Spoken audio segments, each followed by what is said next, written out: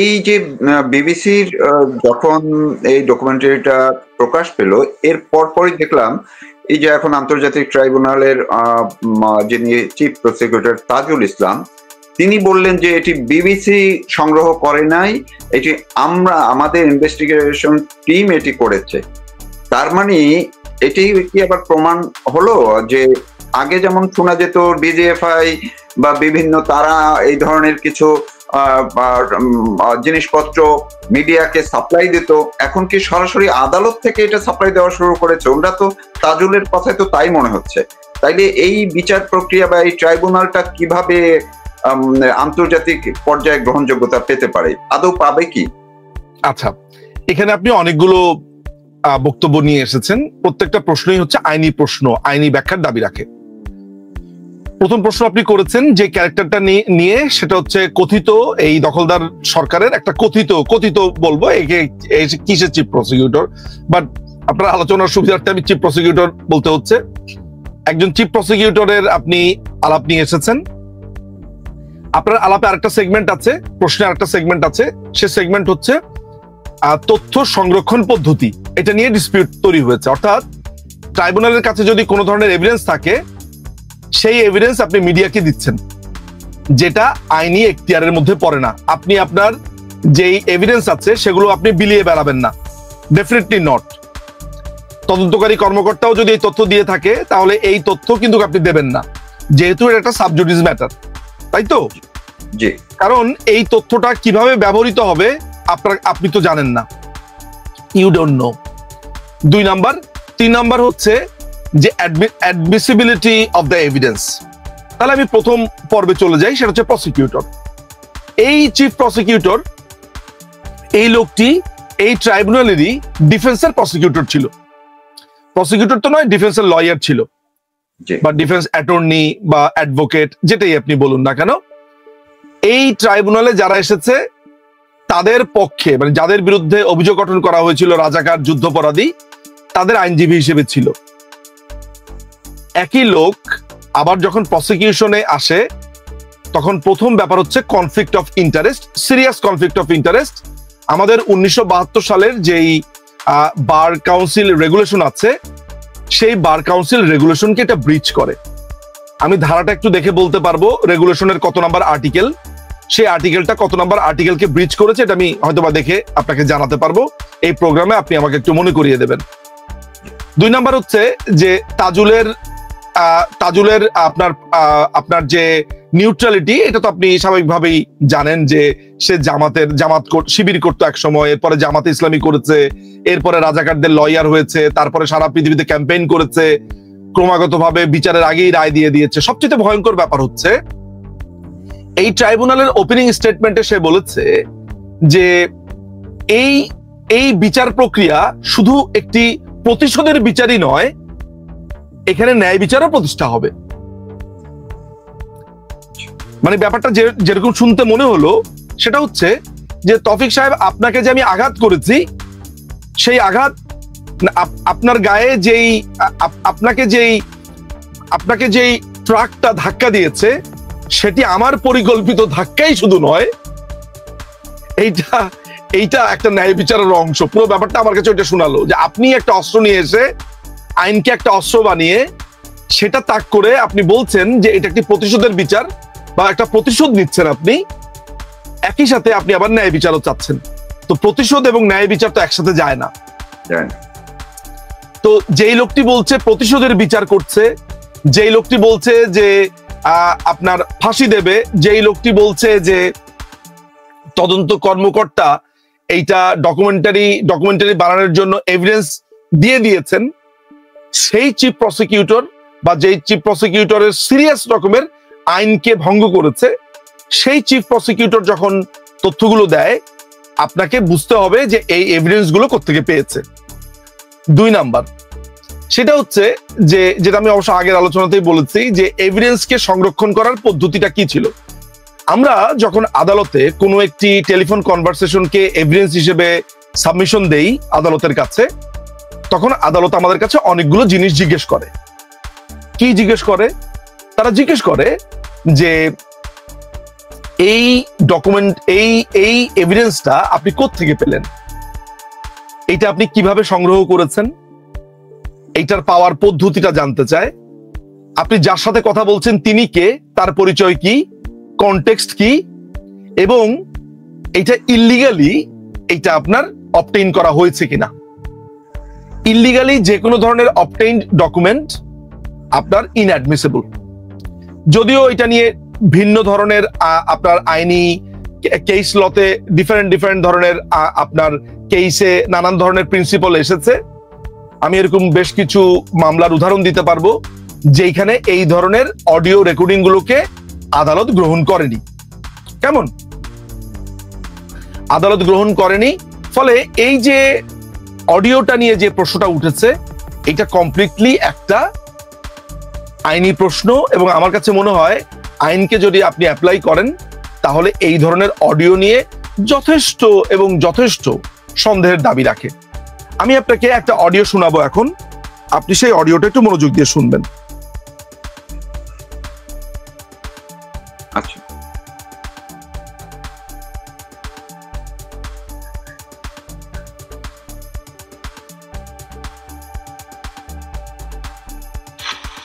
Openly ঘোষণা দিয়ে দিয়েছি এখন লেথাল ওয়েপন ব্যবহার করবে, যেখানে পাবে সেখানে গুলি করবে।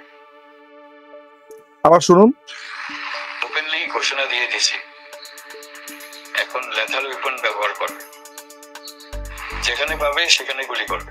এটা কার গলা শুনে আপনার মনে হচ্ছে? এটা একজন পুরুষের, কিন্তু ঘোষণা দিয়ে দিয়েছি এইটা ডক্টর ইউনূসের গলা। ব্যবহার করবে, আচ্ছা যেখানে পাবে সেখানে গুলি করবে। এটা ইউনূসের গলা। আচ্ছা, এখন এই অডিওটা দেখা যাচ্ছে ইউনূস বলছে যেখানেই পাওয়া যাবে সেখানেই গুলি করার জন্য নির্দেশ দিয়ে দিয়েছি। কি বলছে আমি আবার বলি। ওপেনলি ঘোষণা দিয়ে দিয়েছি এখন লেথাল ওয়েপন ব্যবহার করবে, যেখানে পাবে সেখানে গুলি করবে। ওপেনলি ঘোষণা দিয়ে দিয়েছি এখন লেথাল উইপেন ব্যবহার করো, যেখানেই পাবে সেখানেই গুলি করো, তাই না? আবার একটু শোনাবেন না আপনার? হ্যাঁ, শুন। ওপেনলি ঘোষণা দিয়ে দিয়েছি এখন লেথাল ওয়েপন ব্যবহার করবে, যেখানে পাবে সেখানে গুলি করবে। আবার ছয়। ওপেনলি ঘোষণা দিয়ে দিয়েছি এখন লেথাল ওয়েপন ব্যবহার করবে, যেখানে পাবে সেখানে গুলি করবে।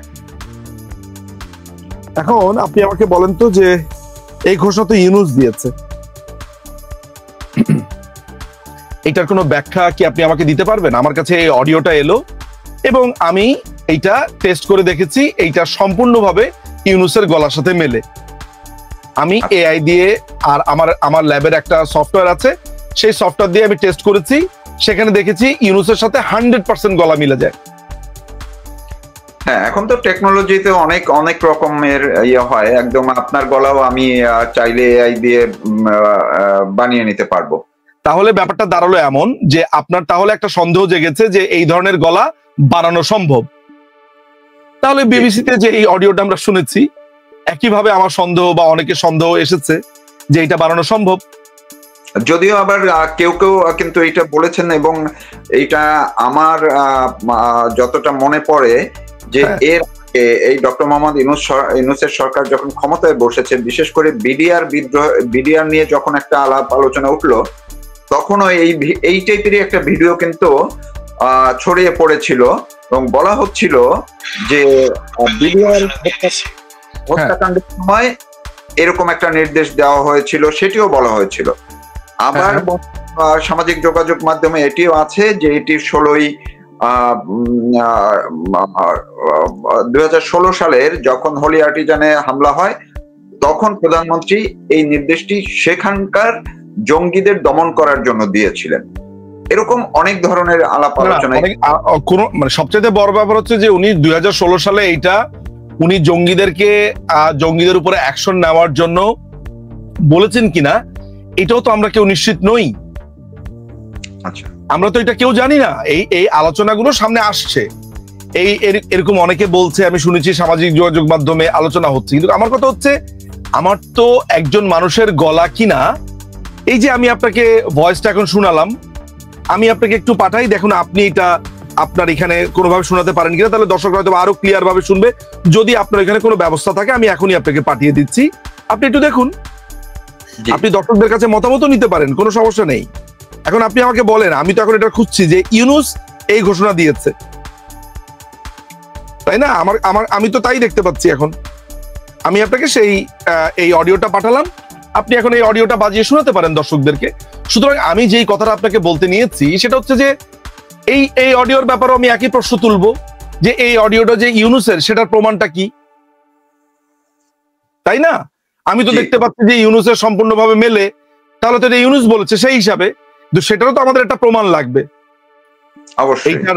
এইটার যে প্রেসক্রাইবড ল্যাবে টেস্ট করতে হবে, এটার ভয়েস স্পিচ থেকে সমস্ত কিছু আমাকে টেস্ট করতে হবে।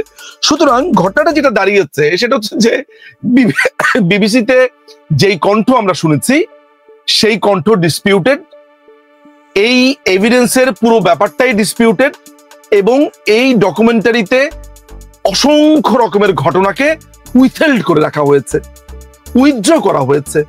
বাংলাদেশের ইতিহাসে আপনি কোনোদিন তো দেখেননি কোনো মানুষকে মেরে ঝুলিয়ে রাখতে। এক বিএনপির আমলে বাংলা ভাইকে দেখেছি আমরা বিভিন্ন মানুষকে ঝুলিয়ে রাখতে, তারপরে এই গত 15-16-17 বছরে আপনি কি এই ধরনের কোনো ঘটনা দেখেছেন? তো এরকম একটা বড় ধরনের ঘটনা এই ডকুমেন্টারিতে নেই কেন, এই প্রশ্ন তো আমাকে করতেই হবে।